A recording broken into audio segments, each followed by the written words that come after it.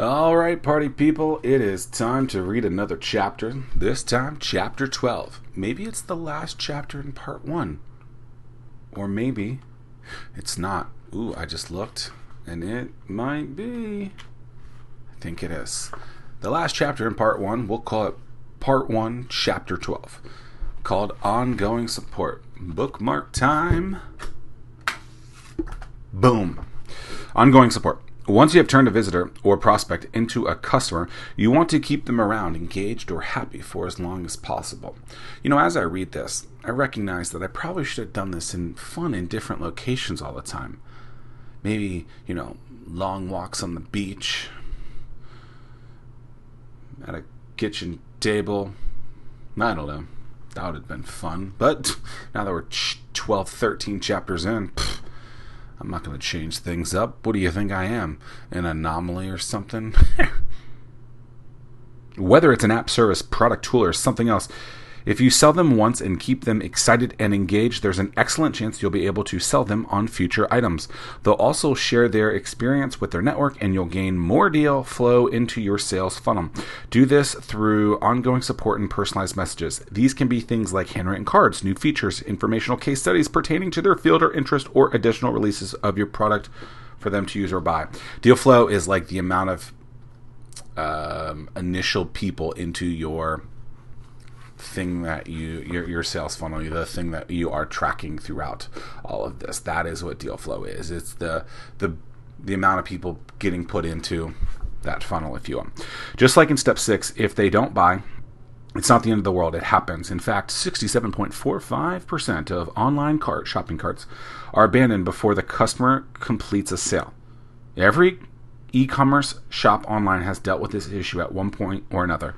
What makes you think you won't? Take a play out of Amazon's book and send your prospects a reminder on what they put in their cart in quotation marks, or provide them additional ways to use the product, or describe how a specific customer of yours is seeing tremendous success using your product or service. You never know what will make your prospect finally say yes. Sometimes it's the oddest things at the strangest times. I know I've received sales before from people, and I'm just like, what? I totally did not expect that. And that's exactly what I mean. That's why you gotta never be a donkey. I gotta figure out how I want to say these things. So this is like the case study part. I gotta call these things just case studies? I don't know. It seems boring. The last thing you want to do is quit on someone who could be a serious customer. Meet Edgar, a social media scheduling tool, does this by sending out a weekly newsletter to both those who are already members and to those who subscribe. The content they share is a mixture of their own content on topics their viewers are searching for, typically around best practices on social media or algorithm changes on the different social media platforms. For paying members, they send out a weekly "How you doing?" quote email, chronicling, I can't say that word, chronicling, I know, documenting how your content is doing. Is that better? Against the previous week. All right, chronicling sounds weird. I don't think that's right. They understand their viewers are searching for specific content. Instead of letting them go elsewhere to find it, they pull their viewers through surveys and questions throughout their social media channels to learn what they're searching for. They analyze the data to determine what content they should create. Then they share it throughout their vehicle social media channels and through a weekly email wrap-up. In the email, they throw in a call to action to sign up for their products. They know that if their viewers have been following along for a while receiving content and potentially going through the steps of the funnel, that a number of them will click the bait and sign up. The next case study, because this chapter has 2. Ooh. An example of awesome ongoing support is Best Self, who produces a top-selling journal for people to be productive, hit their goals, and succeed. I want you all to succeed.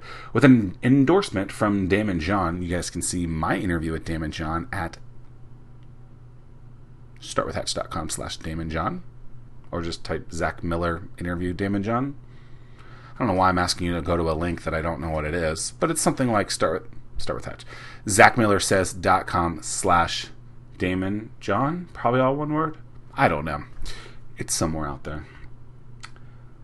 With an endorsement from Damon John, Self Journal is one of the most popular journals on the market. Although they're a business without a plethora of products in their product line, they do employ a weekly motivational newsletter, which is one part inspirational and one part educational. They walk subscribers through best practices, ways to use their products, what they're working on, and customer stories. Each week, thousands get the newsletter, which helps their customers better use their products. Very little of their newsletter is advertising new products. By continuing to share how to use their products better in ways that others have used their products, they create raving fans who do actually wake up thinking about their products because they have to physically use their journals each and every day, or at least that's what they want them to do. Journaling can be difficult for some as it takes creating a habit to get used to following a process. Best Self provides an FAQ, that's frequently asked questions, section on ways to get into a habit, stay on a habit, and to produce a better life. You want a better life?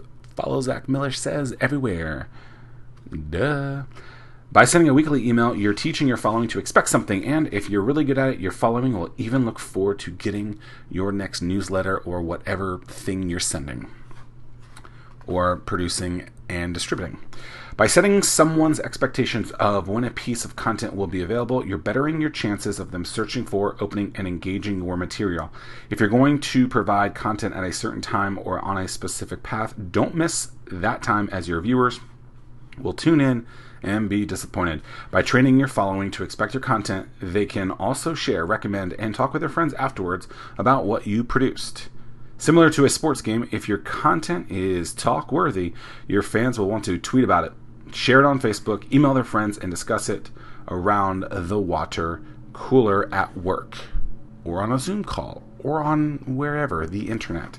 Having a well-thought-out sales funnel is essential to the growth of your brand. Each step needs to be planned out and tested. Once you have the funnel built, it's time to fill it up. Roadmap: create a schedule for ongoing marketing through content such as a weekly newsletter. Folks, that is the completion of part 1 of Anomaly, HTFSOFTC, via ZMS. That's me, Zack Miller Says. And all those letters, initials, are how to finally stand out from the crowd. Thanks for listening so far to part 1. I'm very excited for you to listen to part 2. If you guys have any questions throughout the book, feel free to reach out to me wherever you're listening, or at Zack Miller Says everywhere on the internet. If you have not yet, make sure to go and grab the Anomaly Method Roadmap at anomalymethod.com. Until the next chapter, which is part 2. Peace and pancakes.